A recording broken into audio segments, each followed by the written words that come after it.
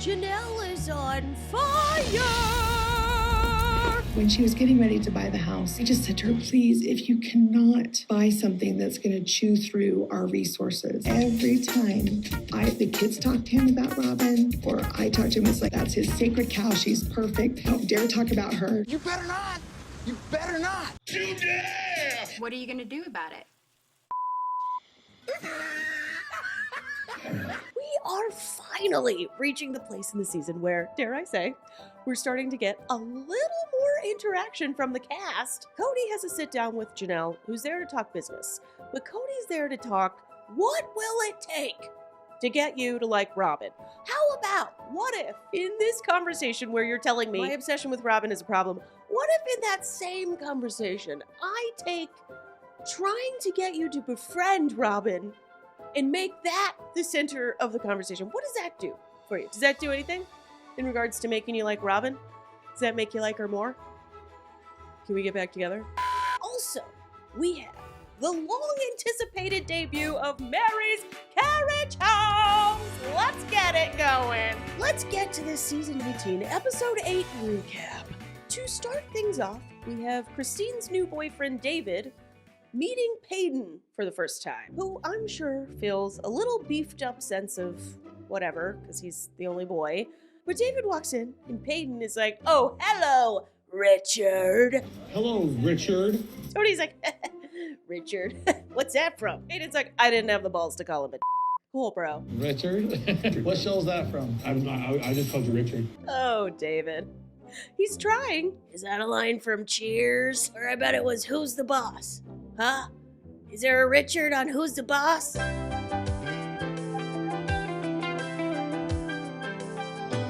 is more to life than what you're living, so take a chance and face the wind.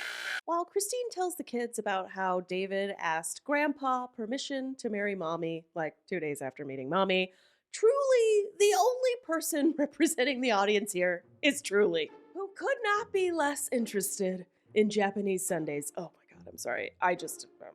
Japanese Sundays, it's just chow mein noodles, and then it's chicken and cheese and soup, almonds, and some people put pineapple on it. Like, couldn't be me. I'm sorry. Not to be rude, but just like, no. And Truly's not into them either. I mean, how is she supposed to run between them now that they're inside of a house?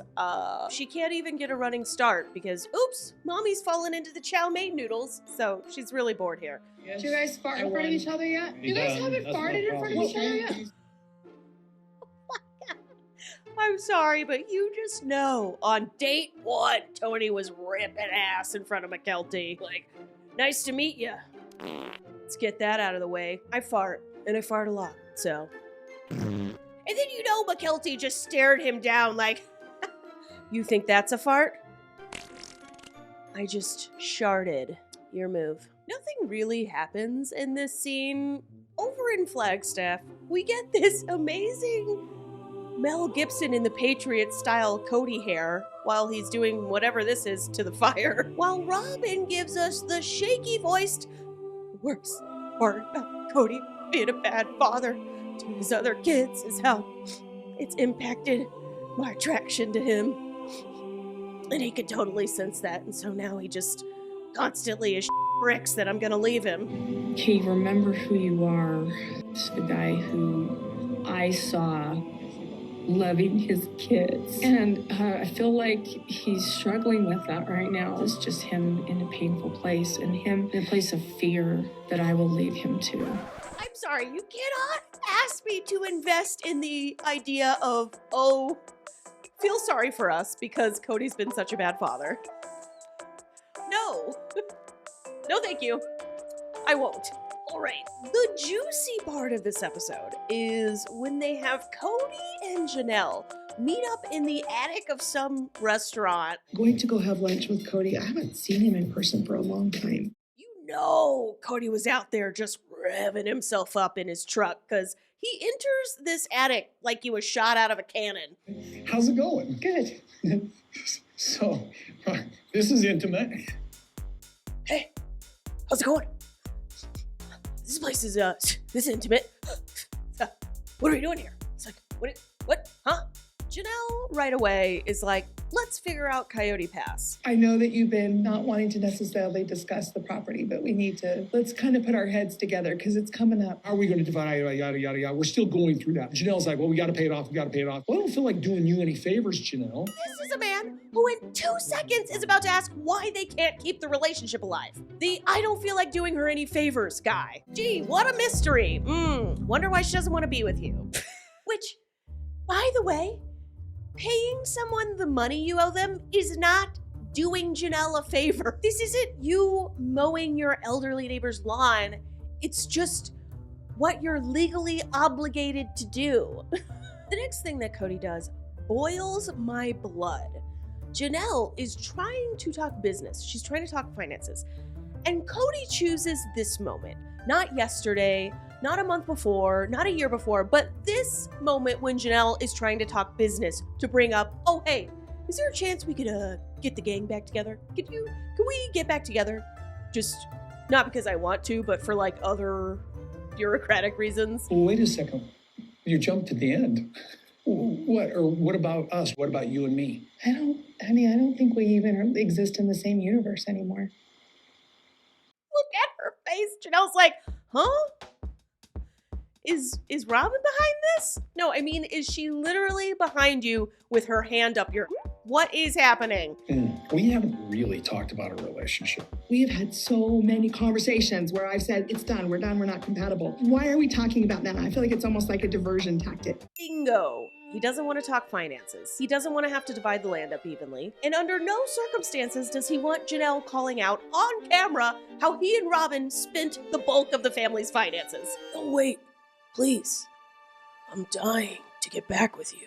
I know it's been 2 years, but every day of those 2 years, I spent worrying that us not being together would make Robin less into me. At this point, Kody shoots out one of his favorite season 19 lies about him and Meri being besties. Meri and I, fortunately, are in a place where we'll always be friends. You know how much I love Meri. I just can't get enough of that girl. I finally remembered her middle name the other day. Yeah, I did. I was at a sports event, and that one song came on. It was like, Sweet Caroline, ba, ba, ba. Oh my God, that's Meri's middle name, Caroline. I remembered. I went to text her. I remembered your middle name, and then I remembered I deleted her number. But then I went to Instagram, and she blocked me there. But I eventually got her number from Robin, but she had the wrong number. So, but I do feel like Meri and I are like this. I'll never say a bad thing about Meri again. The pause. It only took him like half a second to realize, oh yeah, I've said about 80 million bad things about Meri. Then he adds on the again. Kody and Meri, besties.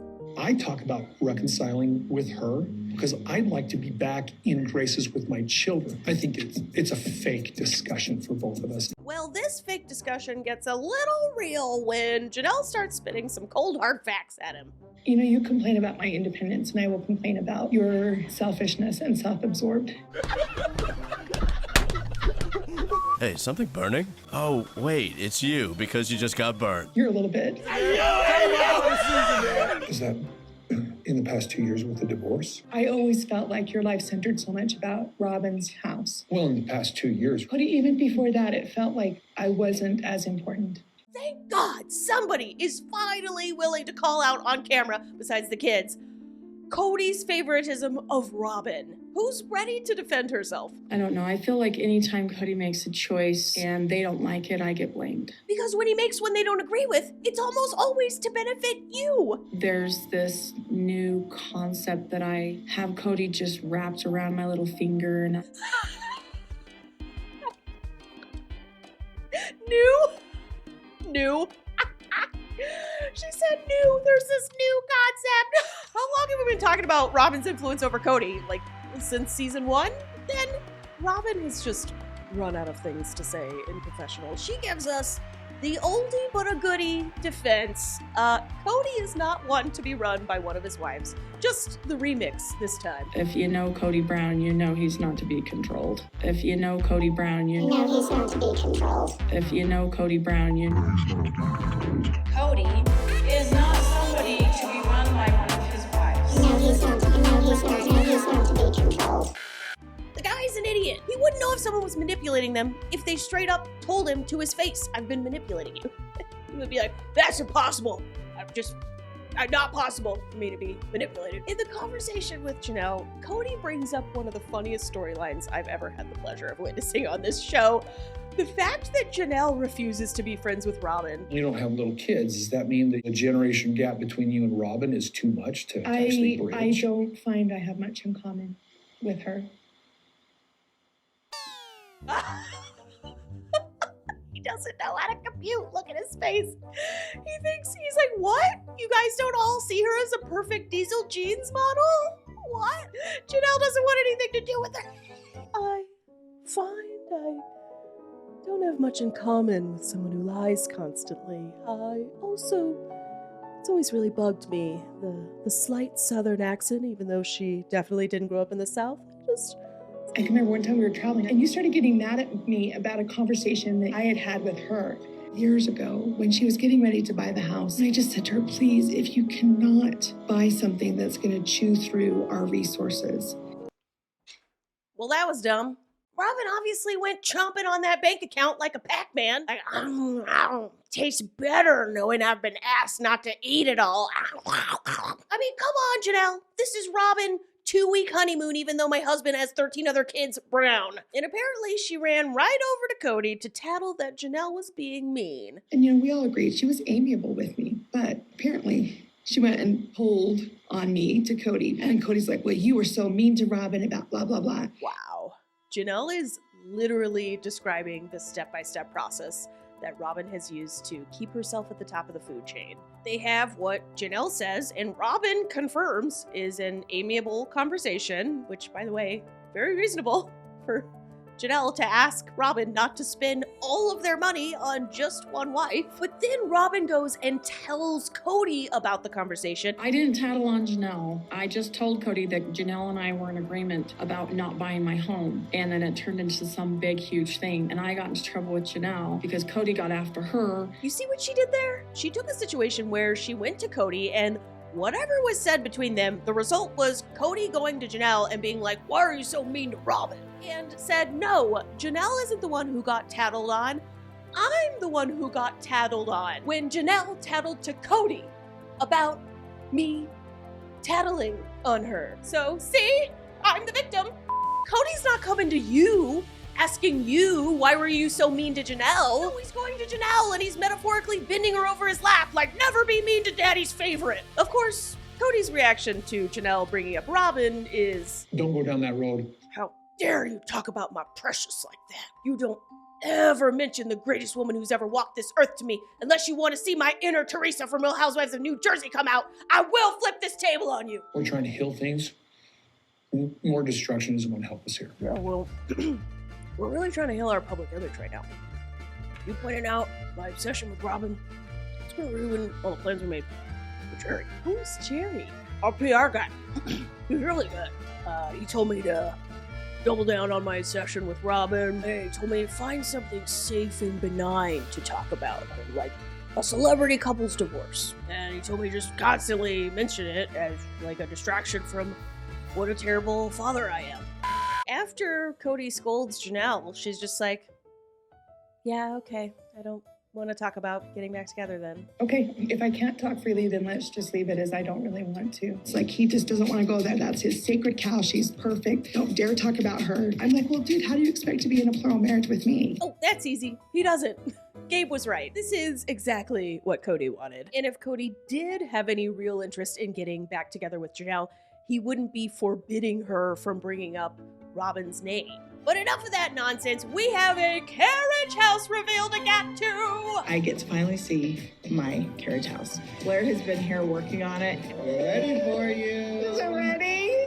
5, 4, 3, 2, 1.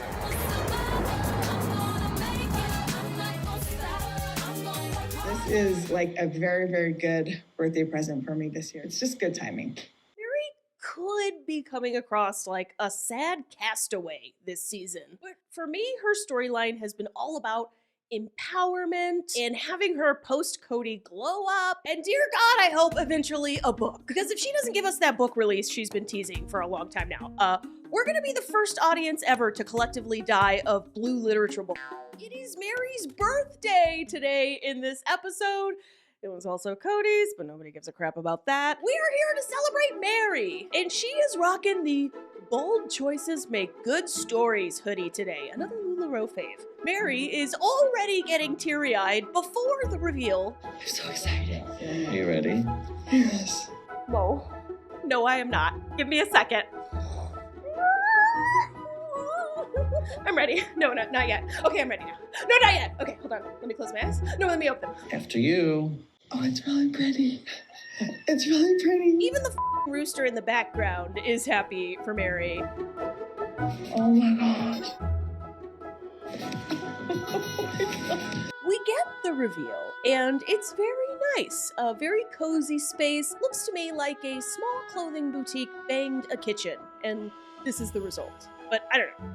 I'm not an interior designer. I'm just a lesbian.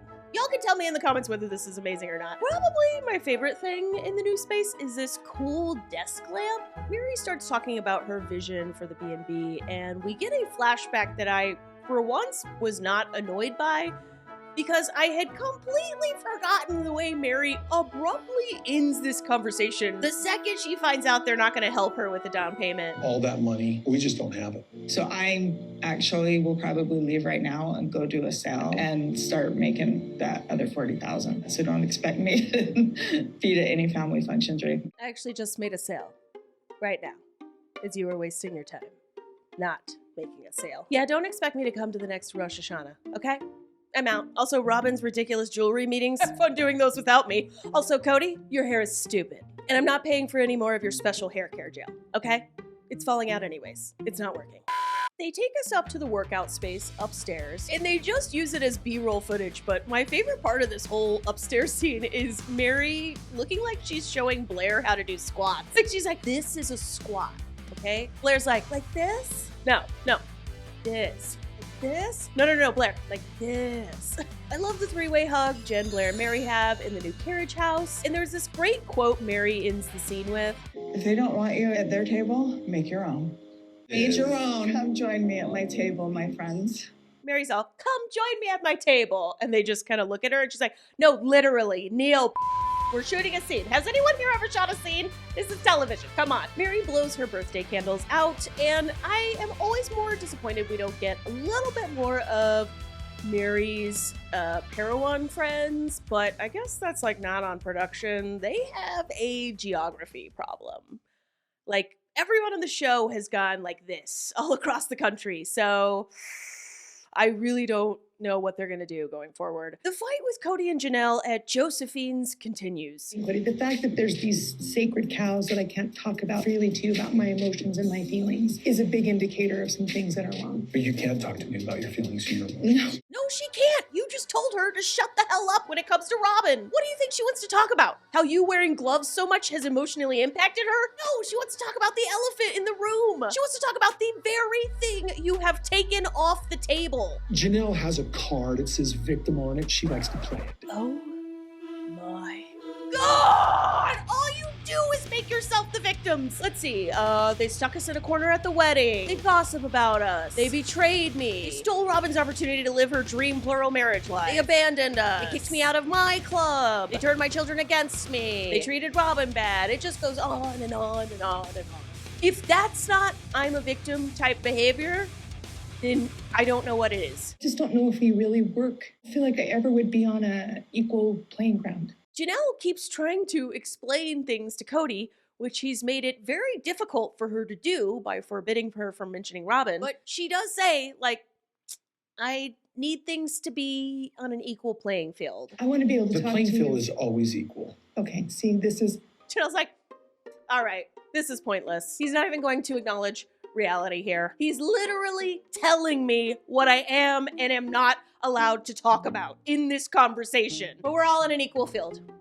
Okay. I'm not getting angry about certain subjects. So I just feel like And there are no sacred cows. No sacred cows. No, there's no sacred cows. But I will say, if you mention my sacred cow again, the one, the one I've forbidden you from talking about, and especially if you have evidence that contradicts something that my sacred cow has said, I will flip this table on you! I almost don't really consider us married anymore. Janelle's vibe when asked about her relationship with Kody is very much, I just, sometimes I don't even know whether I should raise my hand or not when I'm in a large group and a speaker says all the single people raise your hands, It's a doozy. Maybe it's the idea that I don't want to have another failure. I don't know. But I keep thinking that you and I could make this work. It's mostly because I don't want to take another L. But I keep thinking, what if you keep giving me all your money and don't ask for your share of Coyote Pass, and then, whatever. If you want to think of yourself as married to me, great. Not married to me, a person who lets me keep their portion of the TLC check, however you want to work that out. All I can think is that it's somehow driven by his ego. In some regards, especially coming from the culture that we come from, he's a failure to have lost all his marriages. She just said their whole church community sees him as a total failure. You know that's hurting his ego right now. You suck, Kody. You suck. Failure. Now, Janelle here at this end of this convo is going to mention to Kody using the real estate lawyer they had employed a few years back. And Cody's reaction is like, I don't know about that. Because he's the only real estate guy in town. Oh. And it would be simply a fact finding. See, the thing is, I'm not actually that concerned about finding facts. And I might have to talk to the old sacred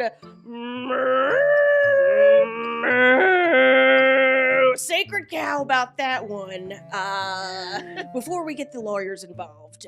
I think Janelle would do anything she could to screw me, so she's afraid I'll try to screw her. I think the reason Janelle's thinking like this is because the people who are most at risk of getting screwed here are the people who have bought multiple $1-million mansions. Yeah, us. Yeah, me and Robin. That's who. Obviously, the people who have hoarded the most wealth are the ones most at risk for getting screwed.